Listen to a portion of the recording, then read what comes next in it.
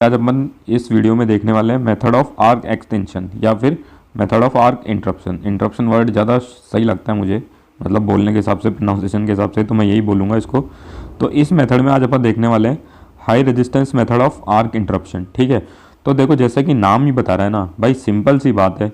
ये जो दो अपने कॉन्टैक्ट है, ठीक है ना, इसके बीच में ये अपनी आर्क है। इस आर्क के रेजिस्टेंस को आप इतना बढ़ा दो कि जो करंट है ना उसकी वैल्यू जीरो चली जाए। ठीक है, बहुत पॉसिबिलिटी है और होता भी ऐसे, जितना ज़्यादा रेजिस्टेंस होगा, ठीक है ना, करंट कम होता जाएगा। तो अपन को इस रेजिस्टेंस को इतना बढ़ा देना है कि करंट की वैल्यू एक बार के लिए जीरो चली जाए। जैसे ही करंट की वैल्यू जीरो चली जाए, है ना, तो जो आर्क वोल्टेज है जो इस आर्क को मेंटेन कर रहा है वो इसको वापस से रीस्टेब्लिश कर ही ना पाए। तो बस ये सिंपल सा फंडा है भैया इसका, कि high resistance method of arc interruption क्या होता है। बस इतना सा फंडा है ना। अब बस अपन को आगे देखना है, एक तो इसके एडवांटेज डिसएडवांटेज, और उससे पहले अपन को देखना है कि जो ये अपन ने बोल तो दिया भैया रेजिस्टेंस को बहुत बढ़ा देना है, ठीक है ना, लेकिन अपन को ये भी तो देखना है रेजिस्टेंस को बढ़ाना कैसे है। ठीक है, जैसा कि मैं हर बार बोलता हूँ, देखो भाई मैं ये थ्योरी लिख के रखता हूँ, आप चाहो तो इसको नोट करके ही रखा करो, चाहो तो क्या, मैं तो बोलता हूँ करके ही रखा करो, उसी में ही फायदा है। ठीक है, तो अब अपन देखने वाले हैं क्या, कि अपन को रेजिस्टेंस को कैसे इंक्रीज करना है। तो देखो रेजिस्टेंस को कैसे कैसे इंक्रीज कर सकते हैं। सबसे पहला जो मेथड है वो आर्क की लेंथनिंग कर दो, मतलब आर्क की जो लंबाई है, ठीक है ना, जो लेंथ है उसको बढ़ा दो। देखो फिर से भाई, ये दो कॉन्टैक्ट बनाए मैंने, हालांकि देखो असलियत में ऐसा होता नहीं है, जो ये तो डायग्रामेटिकली आपको समझाने के लिए बनाए, ठीक है ना। दो कॉन्टैक्ट हैं, इनके बीच में जो सेपरेशन है उसको बढ़ा दो।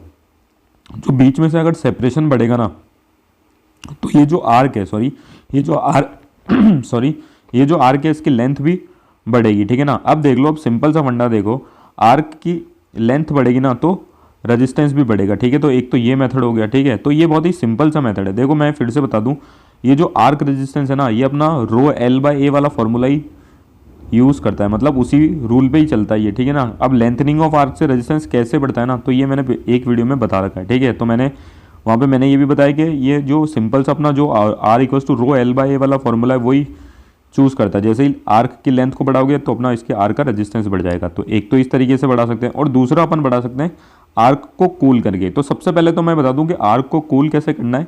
अपन को क्या करना है, एक गैस का ब्लास्ट करना है, और वो जो गैस का ब्लास्ट का डायरेक्शन होगा वो होगा आर्क की तरफ।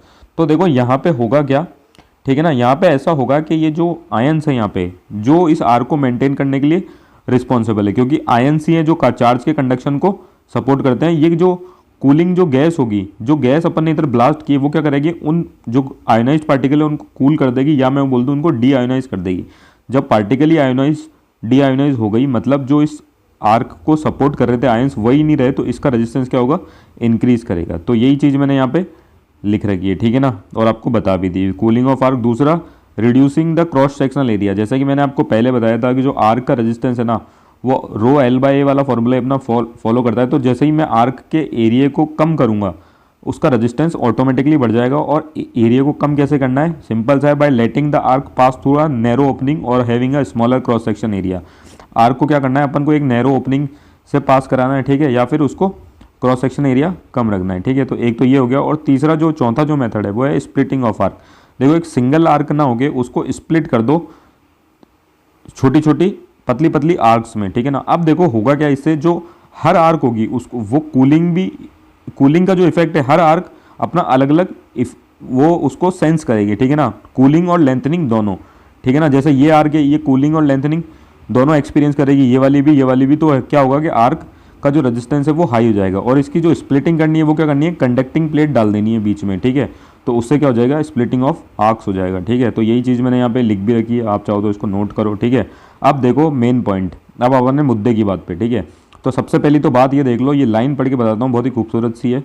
The rate at which the resistance is increase और the current is decrease is not abnormal so as to cause harmful induce voltage in the system. ये सिंपल सा इतना कह रहा है कि भैया अपन इस आर्क का रेजिस्टेंस तो बढ़ा रहे थे, और रेजिस्टेंस बढ़ा रहे थे, और करंट को घटा रहे थे। ठीक है ना, तो रेजिस्टेंस की बढ़ाने की जो रेट होगी वही रेट करंट के घटने की होगी। ठीक है ना, तो अपन को ये देखना है कि अपन उस रेट को ज़्यादा हाई ना रखें, क्योंकि अगर करंट के घटने की रेट मतलब चेंज इन करंट, ठीक है ना, बढ़ना या घटना मतलब चेंज, अगर वो हाई हुआ सॉरी, तो सिस्टम में अपन को पता है इंडक्टेंस है बहुत ही ज़्यादा हैवी, तो अगर चेंज इन करंट ज़्यादा होगा तो एक हैवी इंड्यूस वोल्टेज आ जाएगा जो अनडिजायरेबल है। ठीक है ना, तो एक तो ये वाली बात याद रखनी है। दूसरा, अब अपन देखो ड्रॉबैक देखेंगे इसका, इस वाले मेथड का, और इसके ड्रॉबैक के साथ ही अपन उसके यूज़ भी पकड़ेंगे, ठीक है ना। दोनों चीज़ें एक दूसरे से इंटर रिलेटेड है। देखो रेजिस्टेंस को हाई करा और हैवी करंट फ्लो हो रहा था, ठीक है, तो अपन को पता है हाई रेजिस्टेंस से जब करंट फ्लो होगा तो एक एनर्जी डेवलप होगी in the form of heat. अब ये जो हीट एनर्जी है इन सर्किट ब्रेकर को झेलनी है, ठीक है ना। इन सर्किट ब्रेकर को झेलनी है तो इनकी मैकेनिकल डिज़ाइन को क्या अपन को कुछ ऐसा ही रखना है कि इस हाई रिलीज ऑफ एनर्जी को ये झेल पाए, ठीक है ना। तो ये तो इसका एक ड्रॉबैक हो गया, ठीक है ना। अब यही इस मेथड का क्या है, सबसे बड़ा ड्रॉबैक है, ठीक है ना। और इसी ड्रॉबैक के कारण क्या होता है कि ये मेथड है ना लो और medium power AC circuit breaker के लिए काम में लेते हैं, ठीक, जैसे कि एयर सर्किट ब्रेकर। वापस से बोल दूं, इसी ड्रॉबैक के कारण, क्योंकि हाई हीट एनर्जी डिसिपेट होती है, ठीक है ना, उसको रिसीव सर्किट ब्रेकर करता है, इसीलिए क्या करते हैं इसको लो या medium power AC circuit breaker के लिए काम में लेते हैं, जैसे कि एयर सर्किट ब्रेकर, या फिर इसको डीसी सर्किट ब्रेकर में अपन काम में लेते हैं, ठीक है ना। तो ये था high resistance method of arc interruption. Thank you.